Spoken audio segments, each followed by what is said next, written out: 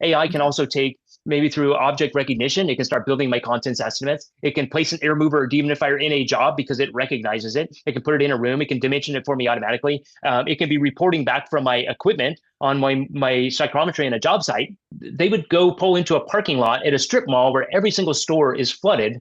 Right. And most of the places they couldn't find anybody in there, but they would find a manager in a store and they talk to them and say, hey, I've got crews down the road. I can come here. I can get your business started drying out. I can start removing things to get you back up in business operating quickly. And so what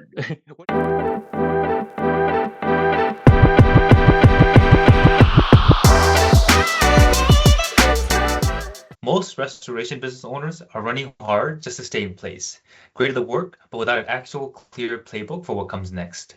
And Restoration Insider exists to change that.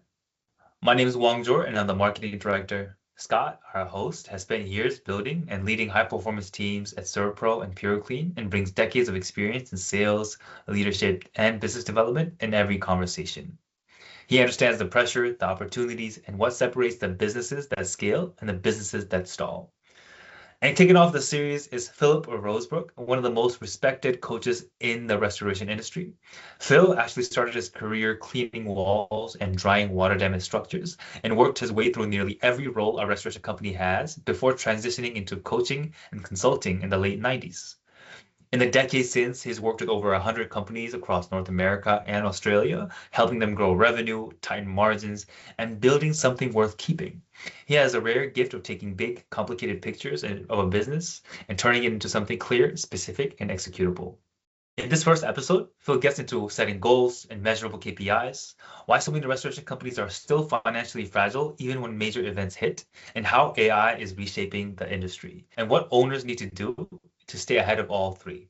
So if you're building a restoration company or ready to take the one you have further, this is the right place to start. Scott, please take it away. Thank you, Wanjor. Appreciate that. And Phil, man, it is my honor to walk through this interview with you today. I've had the pleasure of meeting you at a few trade conferences over the years. And but let's jump into it. First of all, honestly, I'd like to know, can you still scrub some walls and clean some floors? Ask my wife, she'd say no. So, all right, exactly. And you mentioned this a couple times, and it really resonated with me as I've worked with owners over the years as well. But you mentioned help them understand where they want to go. How many do you work with? What percentage that really, honestly, have no idea where they want to go in the business? I think it gets when people get to our level, like they're looking and saying, I need some help. I think that it starts with they at least know where they don't want to be, which is quite frequently where they are. It's kind of fun to start this conversation with an owner and say, hey, what is it you want to be when you grow up? Yes. Because in a lot of ways you're a child in your company. I would never tell them that, but a lot of ways you're a child in your company as it's growing and developing. And when you have 10 or 20 or 30 years of experience, you become a whole different entrepreneur and owner, and you get to see a little more, and you can build and craft more on that because of where you've been. And so how many don't know it? I think a lot. I think accidentally we bumped into being an owner of our own business, being an entrepreneur. We were really good at something, and therefore we did more of it. And now we needed to hire people, and we hired a bunch more people, and we're all doing more, and we're all really, really busy, and we're very reactive, and it seems stressful and chaotic. And so if you didn't stop to think about where you're going in your company, it makes it really, well, I don't know, or maybe you're going to hit it with remarkable success. If you have no destination, then you're always going to hit it. That's a great point. Totally. Yes. I made it to 5 today. Yes. There you go. So you're winning every day. And if that's the goal, to win, I think you have to define, okay, what does it mean to win? So, and I believe that's where you and your team come in. Yeah.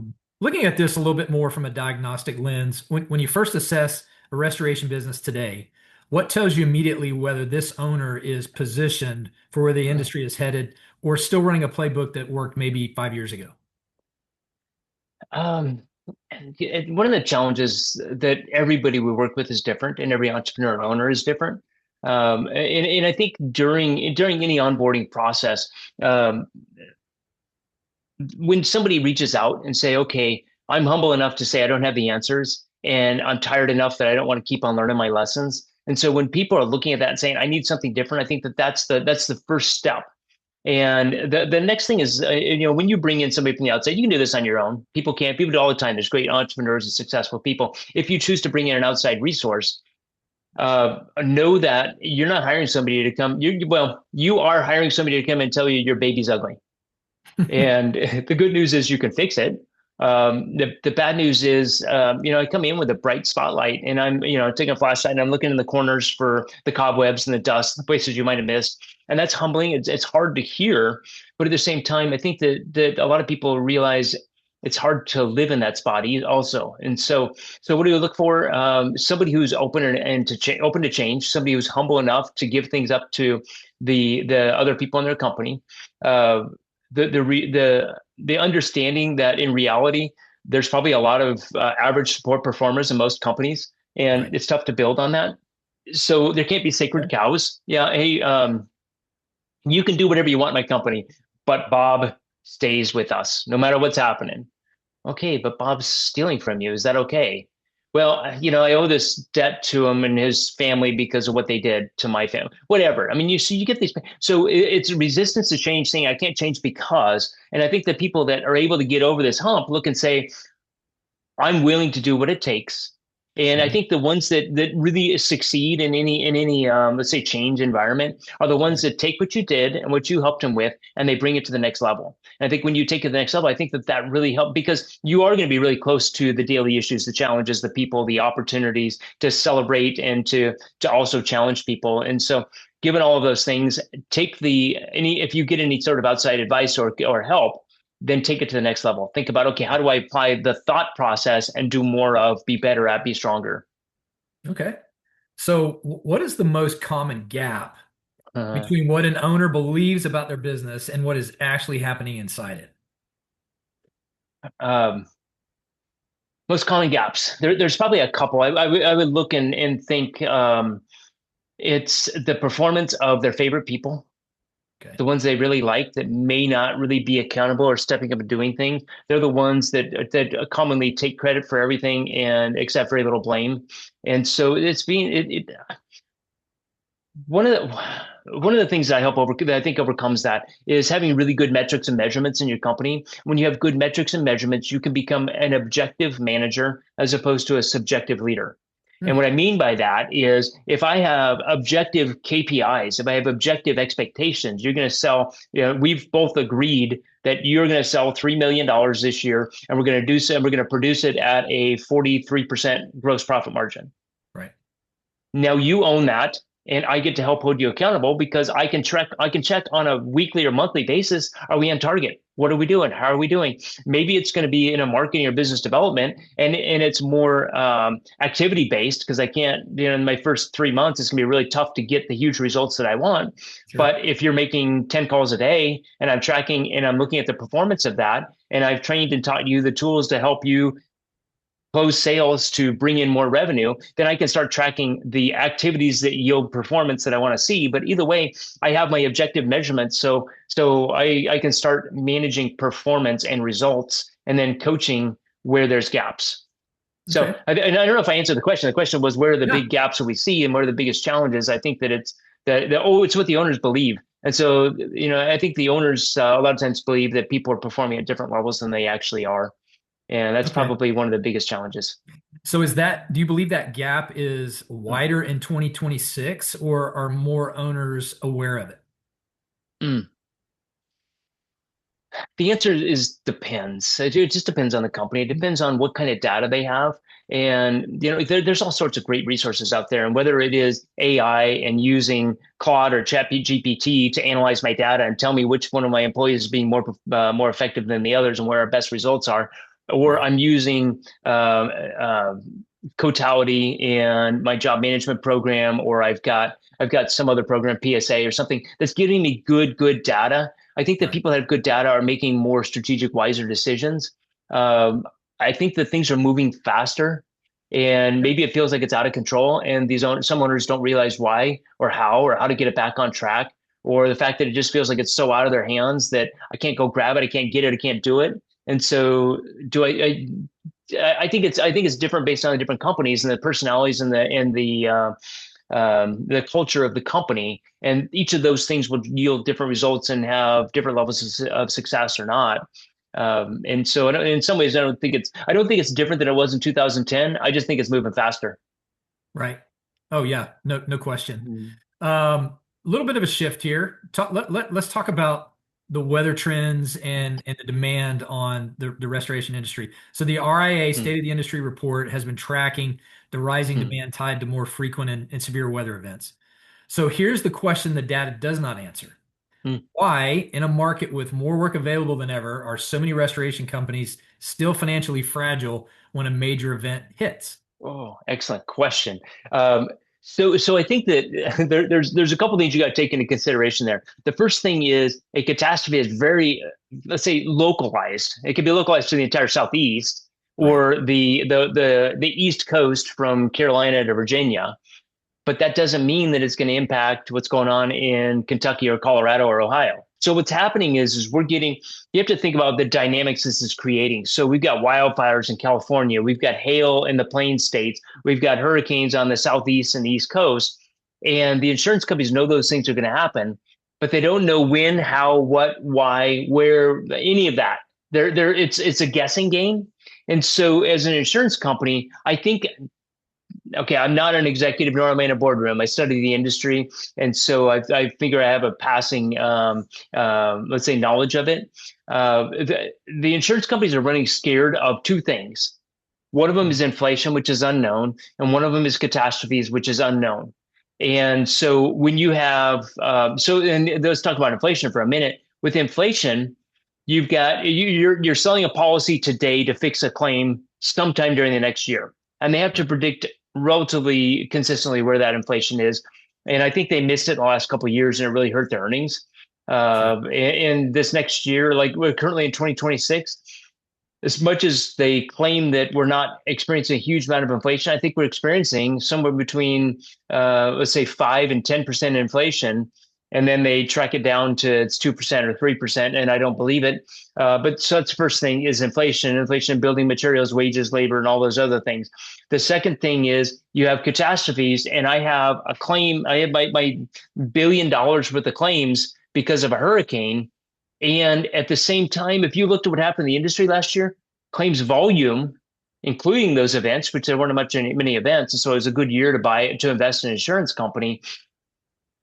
The insurance companies had a very, very strong current ratio, meaning they were taking more in premiums than they were paying out in claims. It was a good year to invest in insurance companies.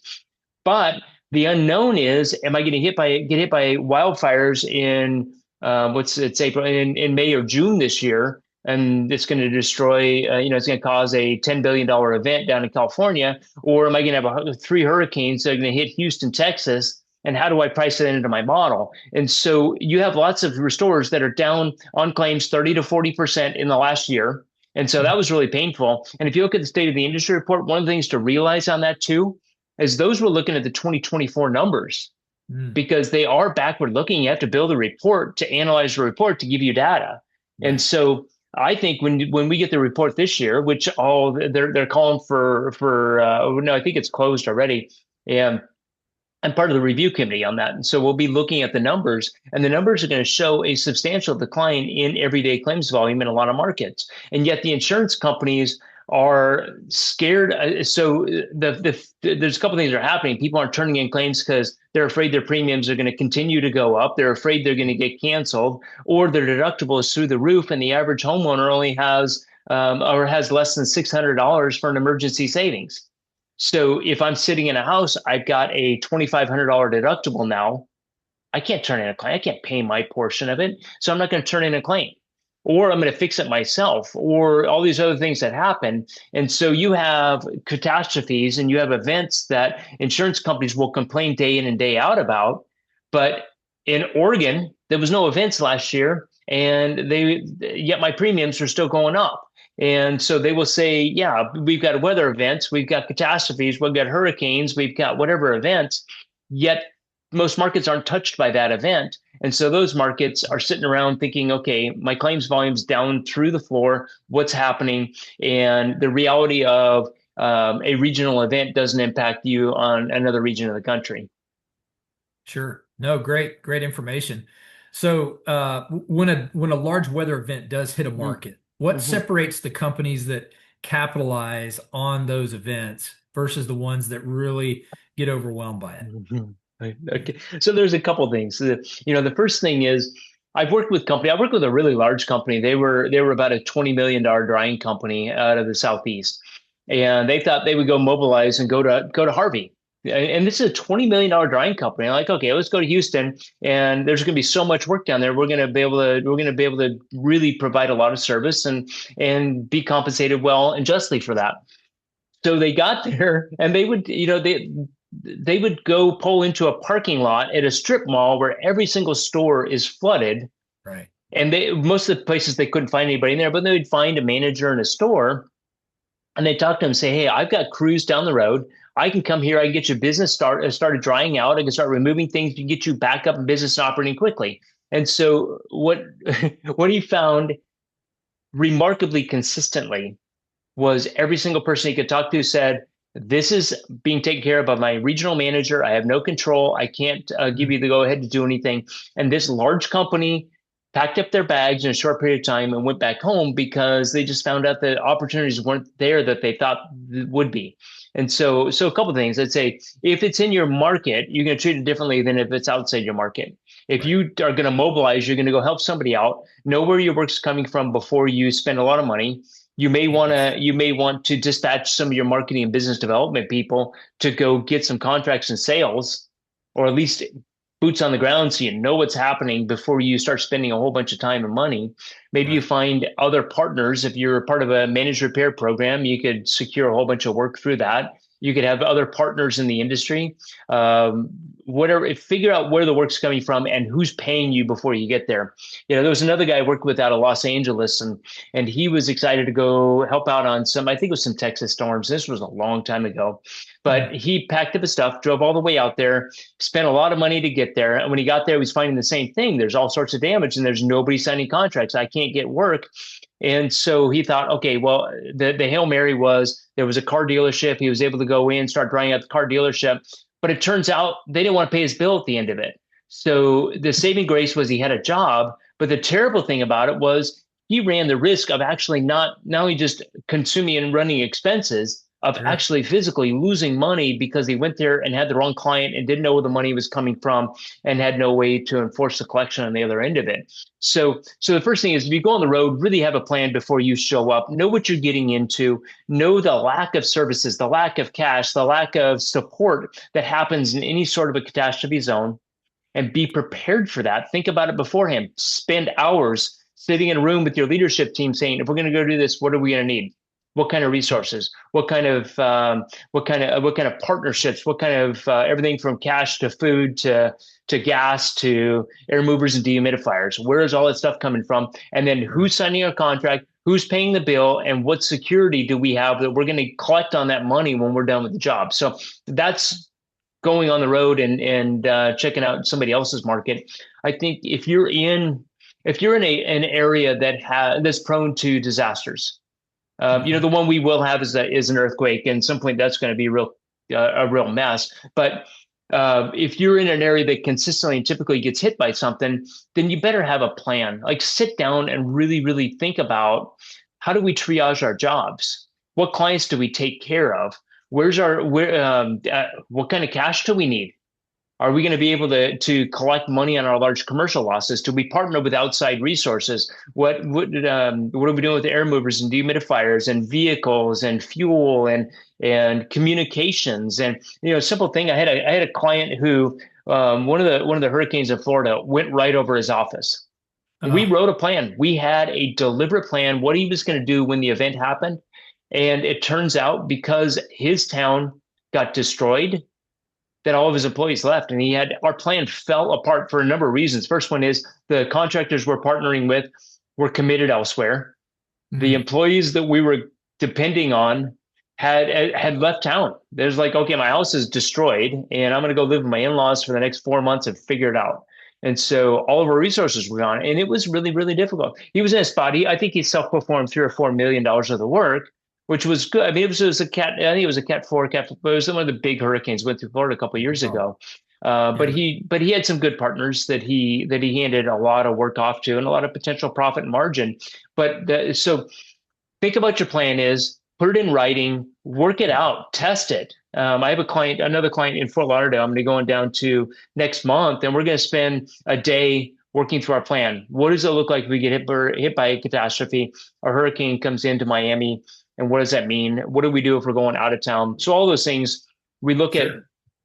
We look at the what ifs, we plan for it, and the companies are going to be successful are the ones that think about it beforehand, run their plan, test it, and then when they get through some sort of an event, they go debrief and say, okay, let's talk about this and let's figure out what did we do right, what did we do wrong, what are we going to do different the next time, what are we going to do exactly the same, and what lessons did we learn, and kind of globally, what are we going to do different here? So, I think, there are huge opportunities in these catastrophes. It's just that we can't build our business on them. We just have to build our business to be able to respond if we're close enough to be around something like that. But the companies that go build an overhead and they build a lot of commitments and obligations around the hope that you just had in the last 3 years, you had 2 hurricanes. And so we built enough overhead to meet that. And then we went, do you remember, it was like 2006. I think it was 10 years, not a single hurricane hit the country, not a single major it was named, they're probably named ones, but not a major hurricane hit any city in the country.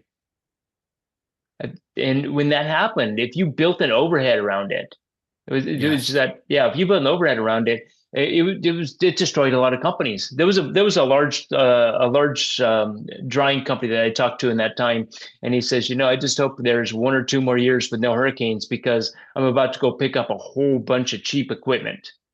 Oh, no doubt. Yeah. Well, after 2004, the 3 hurricanes that hit Florida, now everybody looks like they scaled up and prepared. So yeah, great scenario. Amazing information here, and really the key sounds like, Phil, is just creating that plan, and that plan for everything from communication to lodging and all of that. So that's going to be the key, because it's not necessarily, do you have the capacity now? Do you have the cash flow? Do you have the workforce? Because in an instant, like your client experienced, it could all change. So is the plan good, and is it tested? Well, one of the things that probably gets overlooked and people don't think about enough is their capital. How am I going to get the money I need in order to access the opportunities that I have at my fingertips? And so whether that's a line of credit, whether that is, I think more likely what I want to do is figure out how I can build for the jobs that I'm on. How can I get some sort of a burn rate that says, okay, at the end of the week, I need to get $75,000 or $275,000, whatever it is. I'm going to show you my records and numbers, but right, you got to give me something to keep going on this. And that way I'm not using my money and my risk, that I'm leveraging other people's resources, so it becomes much more manageable for them. And what I really get to focus on is I'm going to deliver service to my clients. I'm going to get them a real high level job at the end that allows them to open their business back up and make money again. So that's what I'm looking for. Yeah, and I get the feeling, obviously, if you sat down with one of your clients, you could spend 3-5 days just on that, helping them develop that plan and prepare for it. So great information. Stepping into, you mentioned technology right in the beginning. AI is moving into estimating, documentation, customer communication faster than most owners realize. In your view, are the companies best positioned to benefit from it the ones investing in the tech, or the ones who have already fixed their underlying business? There's a couple parts to that are really interesting. So if you looked at my every year in cleaning and restoration, I write my trends and predictions on what I expect to happen in the next 12 months in the restoration industry. And I was looking at AI and realized, so one of the things that dawned on me, and it was late last year, I was reading an article from an insurance company, and they were they're desperately trying to grab at what's going to happen in AI and how it can streamline their business because at scale, it's so valuable for them. But one of the things that the author of whatever that article was, and he was from a claims department in an insurance company, what they found is that AI was speeding up process and getting stuck in a funnel, speeding up process, get stuck in a funnel. And so they spent all this time trying to streamline and use AI to make their business more efficient and effective. And in some ways, it made it less effective because they didn't look at their overall system. And the point to the article was you need to define your system from the moment the claim starts till the moment you get cash in the door. Right. From a restoration standpoint. From a claim standpoint, it would be from the moment first notice of loss till we write a check. And so if you streamline process, AI becomes much more efficient. If you are just putting in little gaps in there and you're solving some little problem that are getting to more resistance on the other end of it, now you have problems. So one of the things, the companies that are really, really making a big difference on this, they're looking at process from the beginning to the end. And then they're applying AI to make that process better so it flows smoothly as opposed to getting all these restrictions and it's got peaks and valleys in it. So right. I'm working with a company that is actually taking, and they're doing, so first of all, he had some resources and he has a huge cash investment, which you think AI, we don't need tons of that, but he's spent a ton of money on it. His process is going to start from the marketing all the way to cash.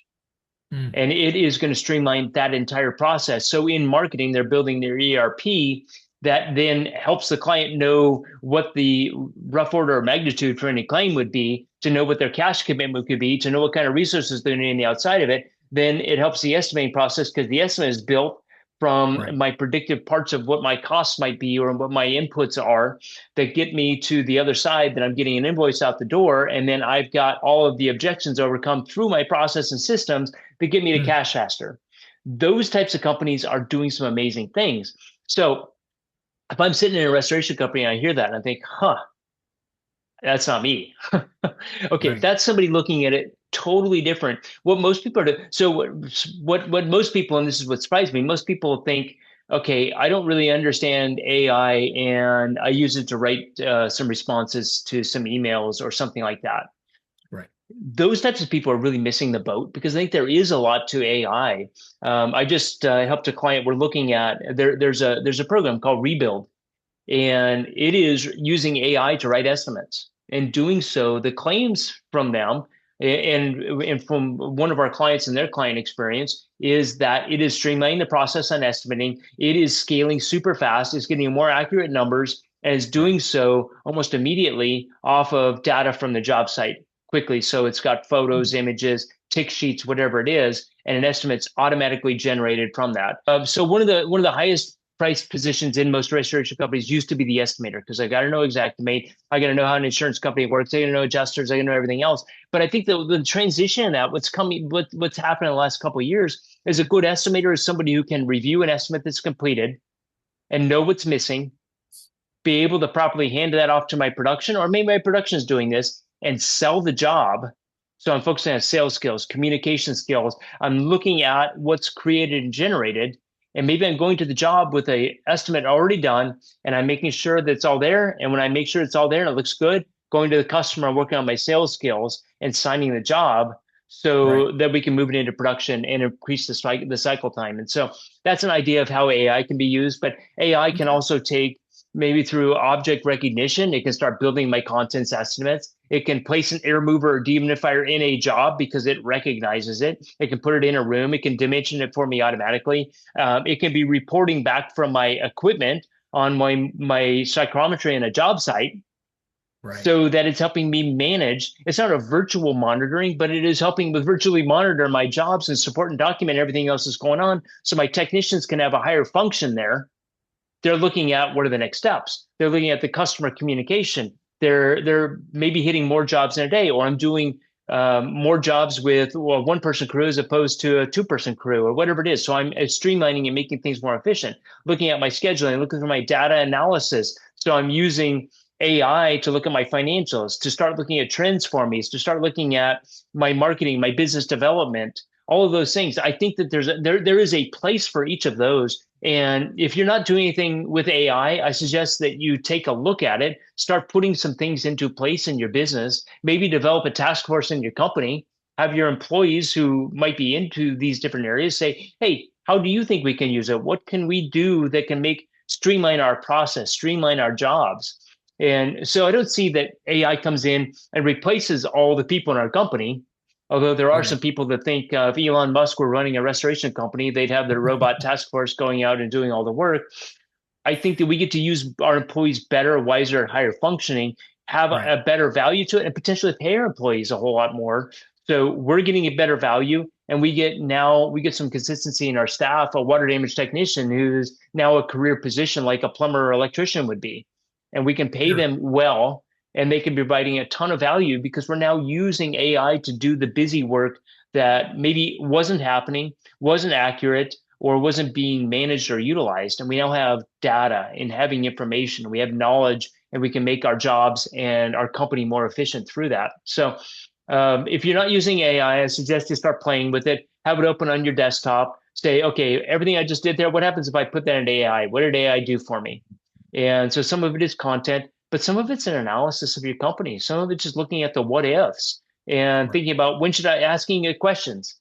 Somebody called me yesterday randomly. They want to start a new business, and I suggest, so first of all, I don't work on startups it was a window washing company. So why don't you go put all the demographics from your city in there and then have it help you build your business plan and figure out who you best should go market to and how you should deploy your resources or what market you should be looking at, all that stuff. So we're not talking window washing here. We're talking restoration. So get good at prompts, get good at writing things into your program. That one company I was telling you that they're overhauling their entire process. They're actually using AI to give all the employees in the company to write the prompts that they need for the things that they might be developing and doing. Writing prompts is going to be a skill set. That is a super value in your company. And so how are you helping people understand and realize that? Right. And I'll tell you also, I play with AI, and I'm not a superstar at it. I wish I was better, but I'm starting to realize the power that's out there. And I'm asking the questions of how are you using, what's happening with it? I don't think we're going to get this out by the time that RIA comes, but it should be a topic of conversation around the bar at night. I believe it is. Absolutely. Yeah. And so I think you've just given those that are paying attention, and they might be saying right now, I'm really overwhelmed with this. Where do I start? I think you gave some great examples of what they need to do right out of the gate, so they can look at this for their business and not be left behind. Because the one thing I think we can agree on for sure is that if they're not utilizing AI, it's going to be tough to make it in this business. Yeah. And so here's a comforting thought for you. Okay. If you want to feel comfort because you feel like you're getting left behind here, the reality that the important thing is you need to understand is the software companies, whether it's Encircle, Albi, or PSA, or Xactimate, Verisk, Totality, they're all doing a lot of work on this, and they're going to bring it to you. And you're going to have the resources. You're going to have the ability to do more with less by utilizing them to make that happen. But realize they put you in, you're now in their environment. You're kind of stuck there, which is, it's good, bad, whatever. Sure. But the more you can do on your own, the more freedom that gives you. So freedom of choice. I failed to mention one there that I think is doing a lot with this is Kahi. I really love what Kevin Dooley and Kahi are doing. And I just think those are great resources. And so know that you're not getting completely left behind, just kind of. No, that's great. And again, I'm sure you could spend a lot of time on that as well. Great information. So wrapping up kind of that mindset, given everything hitting the industry at once, climate-driven demand, AI rising complexity, what is the mindset shift that separates the restoration owners who will build something durable from the ones who will just stay busy? I think it's the ones that aren't too busy to stop and think about what do they want to be. And I think in whatever world we're in, when we're surrounded by chaos, there's some people who respond to chaos with chaos. Right. And there's other people who stop and say, okay, there's a better way, there's a better solution. And so my recommendation to anybody thinking about this and trying to figure out what they're going to do and where they're going to go with all of this is to give some context of what do I want to do with this, and what's my purpose, and how can I help my business be a vehicle to get me to where I want to go. I guess that's why I can't be Zen, because there is a tomorrow in my world. Right. And but it's that moment to just stop and think and be deliberate. And the people who don't have really good goals and priorities, their days are spent reacting to crisis and somebody else's priorities. Somebody else's priorities just became your number one because you weren't really thinking about what you were going to do. And one of the things so Larry Janeski, he's the Dr. Energy Saver, Clean Space, and a number of other franchises. He had done a presentation at RIA a couple of years ago, and his thought was, as an entrepreneur, you need to sit and look at all the things you do during a day. And it's probably very helpful to make a list of everything you just did during a week, everything. And then put a dollar value on all your activities. And when you look at that list and you start seeing, I've got a $20 an hour activity that takes up a third of my day, go hire somebody for $20 an hour to go do those things. And you go work on $1,000 activities, $1,000 an hour activities, or $10,000 in activities. So that's where you need to put yourself. And how you get to this spot where you now start seeing things more clearly is you remove the chaos from your day, the chaos from your world, and start living deliberately and thinking about what it is that you want to do and where you want to go and how you want to spend your day. And then there was a book I just read. I wish the website is scaling.com. In the end, he was writing about, he spent a bunch of money on that URL. And so if you go to scaling.com, it was a brilliant book. And in there, he talked about growing and scaling your organization. If I can remember the name of the author. Anyhow, he wrote the 10X is Easier Than 2X book, another good idea. So one of the things that came from that was you have to have A people in your company. You have to have A players. And if you're trying to grow this exceptional company on a whole bunch of poor performers, a whole bunch of people that really aren't stepping up, it's going to drag you down. And it's going to be tough to level and escalate up to where you want to be. And so the first thing you're going to do is you're going to create this vision and a plan. Realize that people want to be a part of a company going somewhere. They want to be part of something bigger than them. There's a bunch of other people that are going to show up and they go through the motions and they're getting a paycheck and they could care less about really what you do, what you stand for. But on the other side of this, if you've got I see, I got a note here, Science of Scaling, and Science of Scaling is the book. Yes. Okay. So anyhow, if you've got a bunch of people that are not jumping on board and helping push your company forward, you're really pulling a sled that's pretty heavy and there's a lot of resistance on it. And so think about getting 8 people around you, giving them an opportunity to be successful, arming them with a purpose, So Robin Sharma, in his book, The Leadership Wisdom of the Monk Who Sold His Ferrari, The Leadership Wisdom from the Monk Who Sold His Ferrari. What he said in there, it was, you have to link paycheck to purpose. And when you can link paycheck to purpose, now all of a sudden you can get discretionary effort from the people working with you, because they now see that instead of cleaning a wall or extracting water, I'm restoring lives and livelihoods of people who have been impacted by a disaster, or I'm providing paycheck protection for all the employees who work in a business because I'm getting them back into business. So if you link purpose to the paycheck, now all of a sudden you can start getting people that are buying into things and getting excited about where you're going. And you give them this vision because they get to be a part of something that's bigger than them. And then they can get excited about that. And they're going to start sticking around a little longer, and they're going to give you discretionary effort. And then if you have those boat anchors that are dragging you down, then you're going to have to let them go and move on with your A players, because now you're a company of exceptional performers in a world that's hugely transitional. Like, we're going through this AI and we're leaping at scale and all this amazing things going on around us.